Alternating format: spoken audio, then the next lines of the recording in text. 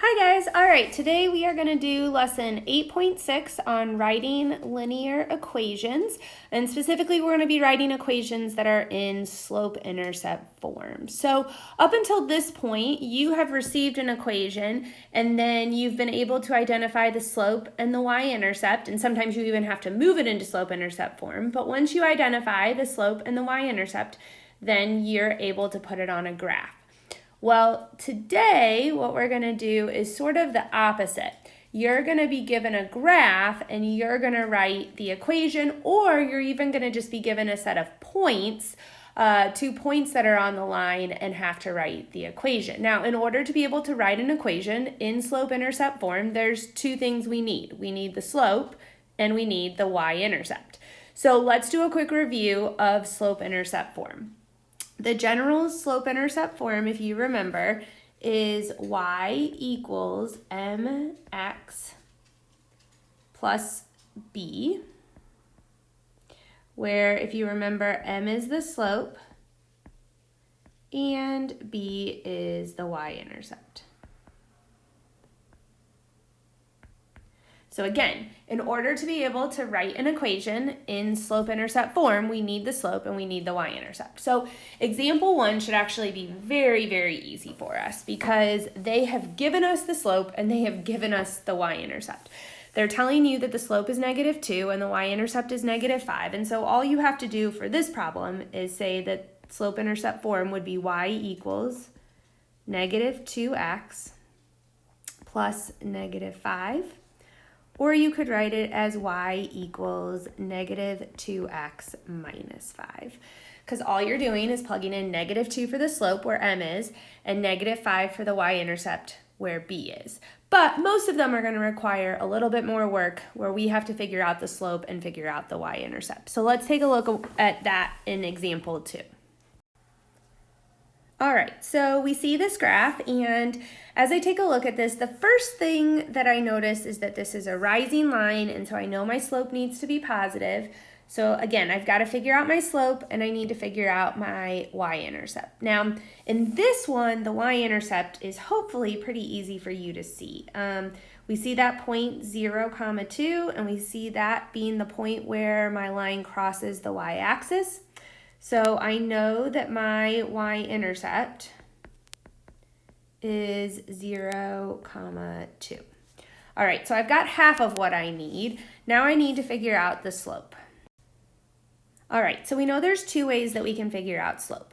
One of those is when we're given a graph, I can simply count the rise over the run. And just a quick review of slope, if you remember that counting up is positive, right is positive, down is negative, and left is negative. And again, the top number tells us how much we go up or down, the bottom number how much we go right and left. So if I start here, I see I go up 1, 2, so my rise is 2, and I go over 1, 2, 3. My run is 3, and so my slope is 2/3. Now, as a quick reminder, we've talked about where it doesn't really matter what point you start at.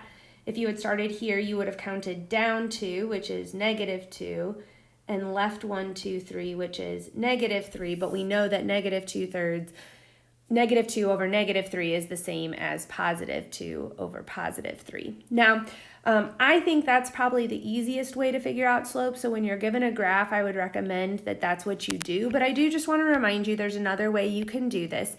So we can take our 2 points, which we have here 0, 2, and 3, 4, and we can use our slope formula, so y2 minus y1 over x2 minus x1.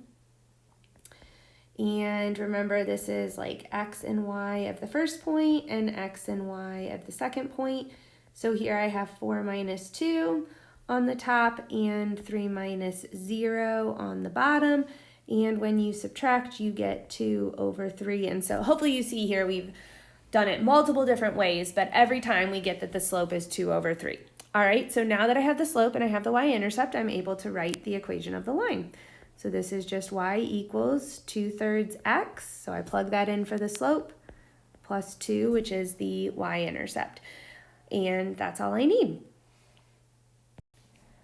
All right, so let's take a look at another example. So in this one, we see we have another positive line, so a rising line, so it's going to be another positive slope.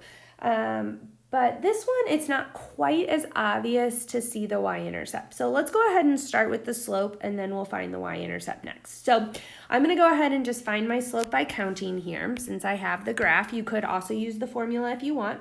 I'm going to count up 1, 2, 3. So my rise is 3. And on the bottom, I put the run, and that is just 1. So the slope here is 3 over 1, or that's just the same as 3. And again, you could have started at the top point here, 2, 4, and you would have counted down 3 and left 1, so that would have been negative 3 over negative 1, which we know is the same thing. All right, so now I have my slope. Now, to figure out the y-intercept, you actually have 2 choices here.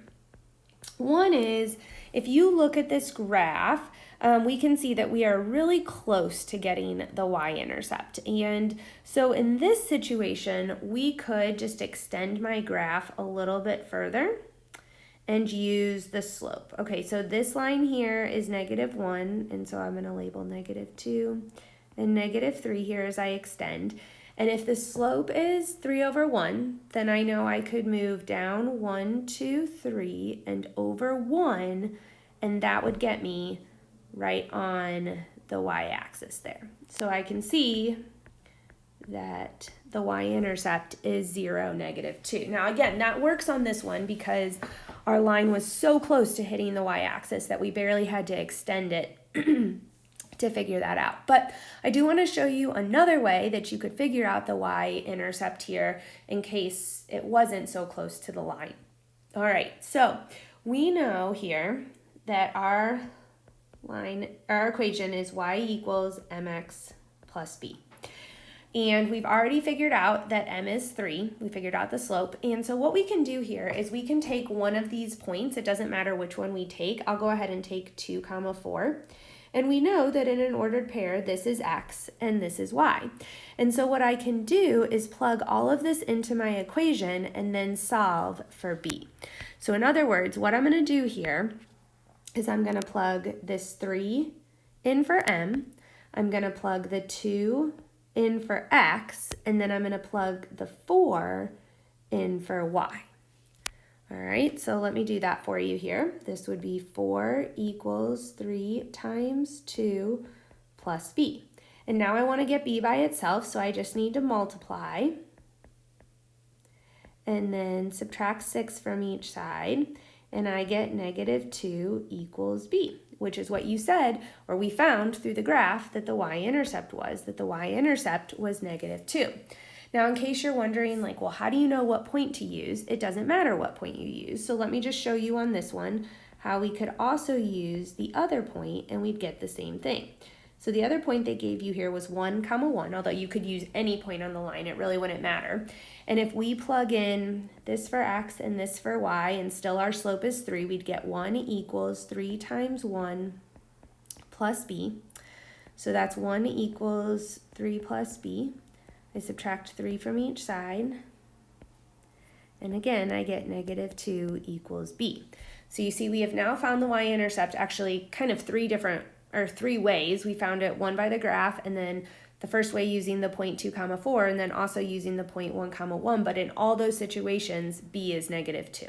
Okay, so obviously when you're doing this, you don't need to do it all those different ways. I'm just showing you different ways to find it. All right, so now I have my slope and I have my y-intercept. And so I'm going to plug those in, and my equation is y equals 3x minus 2, or you could say y equals 3x plus negative 2 as your answer. All right, so I'm going to ask you to pause the video now, and I would like you to try 3 and 4, and then when you're ready to check your answers, press play. All right, so let's go ahead and look over these answers. If you look at number 3, this one you see you have a falling line, and so that's how we know that the slope needs to be negative there. So you can either count, which I think is probably the easiest way. You count down 2 and write 1, 2, 3. That's how I got the negative 2/3. or you see you go up and left, which is also, again, negative 2/3 there. And then the y-intercept on this one's pretty easy to see, so we get the line y equals negative 2/3 x plus 3. Now, number 4 is maybe just a little bit more confusing in terms of the y-intercept. So the slope we get pretty easily. We go up 1/4. There's our slope 1/4. Now, looking at the graph, I can tell that the y-intercept is between 2 and 3. And I would guess it's pretty close to 2 3/4, but I don't know precisely where it is there. I just know about where it is. And so I've got to do that method that I just taught you where I pick a point. So I picked 1, 3. You can pick either one. I just picked that one because it didn't have negative numbers. And I plug in 3 for y, 1/4 for the slope, 1 for x, and then plus b, and I solve and I get that b is 2 3/4, which as I look, I'm like, yep, that seems about right. And so my equation here is y equals 1/4 x plus 2 3/4, or you could write that as y equals 1/4 x plus 11/4. It doesn't matter if you write it as a mixed number or an improper fraction. All right, so now let's try a couple where we don't have a graph, but we're just given 2 points on the graph, okay? So at this point, I still need the slope and the y-intercept. Those are always the 2 pieces of information that you need. I could draw a graph and plot these points and label everything and draw the line and then count the rides over the run, but that's going to be a lot more work than I need to do. So for this one, I'm going to go ahead and use my slope formula, which if you remember is y2 minus y1 over x2 minus x1. If it helps you, you can label your points. This is x1, y1 and x2, y2. And remember, it doesn't matter what you label as the first or second point as long as you are consistent. So now on the top, I have 9 minus 8. On the bottom, I have 1 minus 0. And so I get 1/1. So my slope is 1 or 1/1. Now, the y-intercept, at first glance, you're like, well, how do I know what that is? Because I don't see the graph. But we actually do in this one know what it is. And as you look at your points, we know that 0, 8 has to be the y-intercept because we've talked about with intercepts, for the y-intercept, the x-coordinate is always 0. And we know the x-coordinate has to be 0 because the only way for that point to be on the y-axis is if we don't move to the right or left any. In other words, if x is 0. And so we see that the y-intercept has to be 0, 8. Now, if you hadn't seen that and you didn't know it, you could use the method that we did up above where you would take your equation y equals mx plus b, you'd plug in 1 for x and 9 for y and 1 for the slope and solve for b, and you would see that the y-intercept is 8. All right, so now I have that my equation is y equals, I can either say 1x plus 8, or you could even here just say y equals x plus 8. All right, let's try another one. Number 2, I'm going to use my slope formula. If it helps, you can label your points, x1, y1, x2, y2. So I've got -3 minus -5. Be careful with those negatives there. And then on the bottom, 3 minus 0. Make sure you subtract the y's on the top and the x's on the bottom. I'm going to keep change here, and I get 2 on the top and 3 on the bottom. So my slope is 2/3 and my y-intercept is 0, -5 because again, I know that the y-intercept has to have 0 as the x-coordinate, and so it would have to be the 0, -5 point.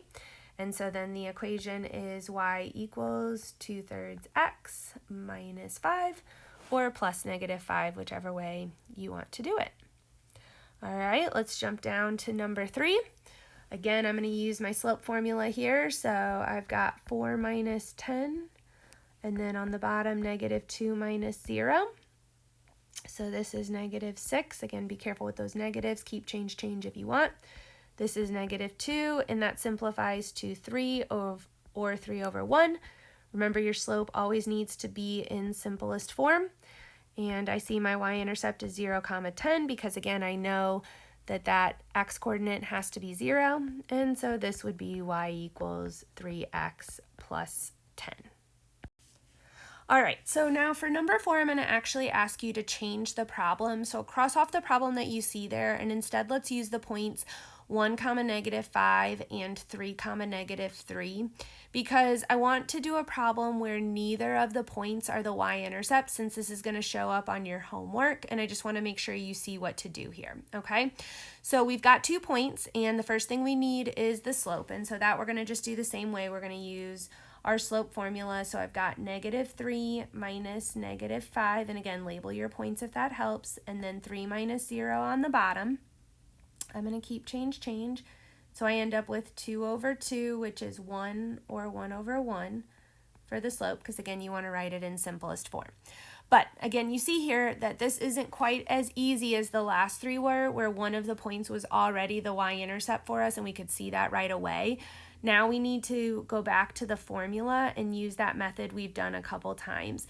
And so I'm going to take my formula, y equals mx plus b, and I'm going to take one of my points. So I'll go ahead and use 1, -5. Again, it doesn't matter which one you use, so that's x and that's y.